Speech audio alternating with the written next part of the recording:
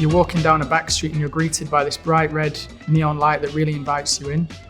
And you look for the saloon doors and you walk in, and it's like nothing else that you'll find. There's always new things to learn about this place. It has been there for such a long time. It has such a great history. So many unique pieces have been collected over the years and hung on the wall there in terms of memorabilia. It's like walking into a good old-fashioned New York bar. You walk into Harry's and you have just stepped out of clocks, you have stepped out of calendars, you've stepped out of years. It really doesn't matter because now you're in Harry's.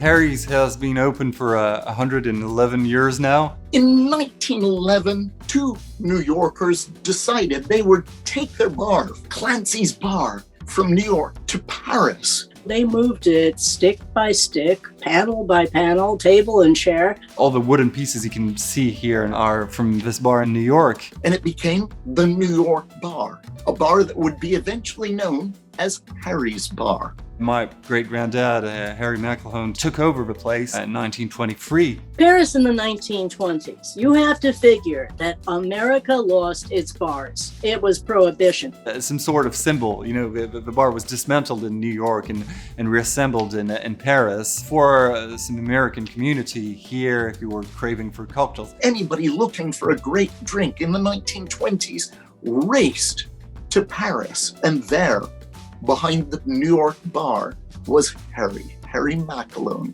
Paris was not a particularly cocktail-oriented place. Drinking culture here would be rather neat alcohol, so cognac, armagnac, fortified wine. But you could go to the New York Bar and get a damn good cocktail. Harry's was a center point for writers, for media, for politicians. It was party time.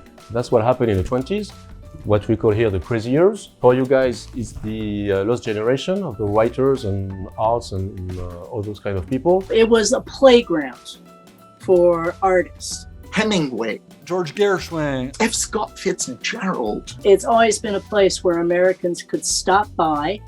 They could get as close as they could get to a hot dog. We are the first place in France and maybe in Europe who were sold hot dogs. That started in 1927. It is the spot that you want to find out who's going to win the next US presidential election. They will take a poll of all the Americans in the bar to find out who's going to be the next president of the United States.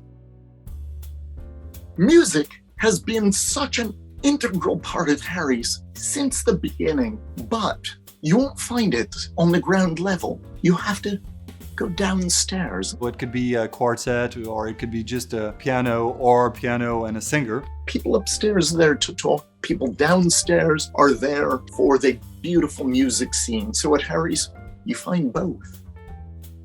Harry's has been a remarkable influence on drink since the 1920s, from Harry's first ABC of mixing cocktails. We are known for classics. We are known for our inventions, our creations. It's shocking how many of those are original to Harry's Bar. It's best known for the invention of the Bloody Mary, The Blue Lagoon, The sidecar, The French 75. The Monkey Gland, The White Lady. the Boulevardier. so many other drinks. So many classic cocktails were created there, and it's just truly a venue that stood the test of time.